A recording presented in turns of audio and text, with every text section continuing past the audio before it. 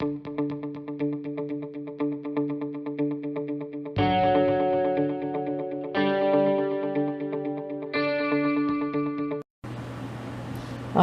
10 o'clock a.m. and I'm eating my breakfast. Egg cups with serrano peppers. Yummy. Alright, here's the recipe that I'm making today from the dietdoctor.com website. Keto Lasagna. I'm starting early in the afternoon because I feel like it's going to take a while to make. It says it takes 30 plus 40 minutes, but I'm not very quick, so I'm giving myself plenty of time. Plus, the original recipe that I printed out said 2 servings, but I'm actually going to make 6 servings, put it in a 9 by 13 pan, and cut it up into 6 pieces and freeze some for later. Okay, so in this pan, I chopped up 1 whole yellow onion. I put in a clove of garlic and 2 tablespoons of avocado oil, and I'm just sauteing the onions and garlic together until the onions are soft. Okay, the next step is 1 1/3 pounds of ground beef. So that's what I have simmering in my pan, cooking that up. So my ground beef is done cooking, so I added 3 tablespoons of tomato paste, about a half a tablespoon of basil, about a teaspoon of salt, and a little bit of pepper. I'm going to mix that all together, and then I'm going to add 8 tablespoons of water. Okay, it's simmering in the pan for about 10 or 15 minutes until all the water's evaporated. And while that cooks, I'm going to make the noodles.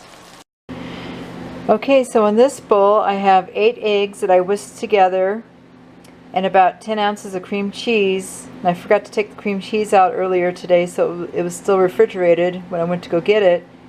So I tried thawing it out or softening it a little bit in the microwave, but I don't think I did enough. So I still have kind of like chunky pieces like that in there. Hopefully it'll work out okay. We'll find out together. And I put a teaspoon of salt. And now I'm going to whisk in 80 milliliters of ground psyllium husk. Okay, so that's what the dough looks like after everything was mixed together. I put it on some parchment paper that I sprayed with a little bit of oil. And now I'm going to cover it with another piece of parchment paper. And I'm going to roll it out with a rolling pin until it's a flat sheet. Okay, rolling it out with a rolling pin and parchment paper on top was a big fat fail. Big fat fail. So, I'm not giving up. I'm going to plan B.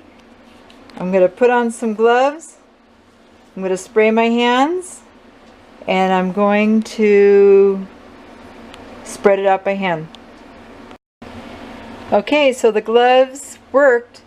I actually wet them with a little bit of warm water and use the gloved hands to spread it on the pan, and it was much faster and much better. So I sprayed the top with a little bit of cooking spray, and I'm going to cover it with another piece of parchment paper, and I'm going to cook it in the oven at 300 degrees for about 10 minutes. Let's see what it looks like when it comes out. Okay, so in this bowl I mixed up 2 cups of sour cream, 5 ounces of shredded mozzarella, and 2 ounces of grated Parmesan cheese, and about a half a teaspoon of salt. So I have everything ready, my meat, my noodles, and my cheese. So let's put it together and see what it looks like. Okay, one more thing I wanted to show you. This is the noodles, and I just cut them with a pizza cutter. They're a little bit thick, but that's what they look like before I add them to the casserole. Alright, so there it is, all put together. I'm going to put that in the oven at 400 degrees for about 30 minutes. It looks really good, so we'll see what it looks like when it comes out. Well, there it is, fresh and bubbly out of the oven. So I'm going to let it sit for a few minutes. I'm going to cut into it and I'll let you know what it tastes like. Alright, there it is, keto lasagna. You get a good look at that right there.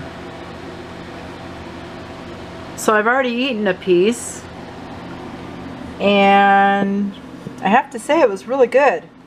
The only thing that I would change is the noodles. I would spread them out a little bit more and make them a little bit thinner. I thought they were a little bit thick. But all in all, it was pretty good. The center was a little bit dry because there wasn't a lot of tomato sauce in it, because tomatoes have a lot of carbs. So maybe I would just add a little bit more cheese in the center or something to make it creamy. Maybe more sour cream. I don't know. But I would make it again. Try to perfect the recipe. And boy, it does satisfy a craving, that's for sure. Okay, so although this was a time-consuming dish, I kept it simple by making 6 servings instead of 1 or 2. And that enabled me to have 5 more portions to put in the freezer for another day. That's keeping it simple. Alright, so that's my first 30 days on keto. I'm feeling really good. I feel like I have a lot more energy. I'm not like laying around on my days off so much like I did before. I know that I'm in ketosis because I have all the symptoms, and I'm hoping that pretty soon I'll be fat adapted. I feel like a lot of the inflammation in my body has gone down, and I'm just feeling a lot better. 30 days, not too bad. So let's see what happens in the next 30 days. Until tomorrow, keep calm and keto on.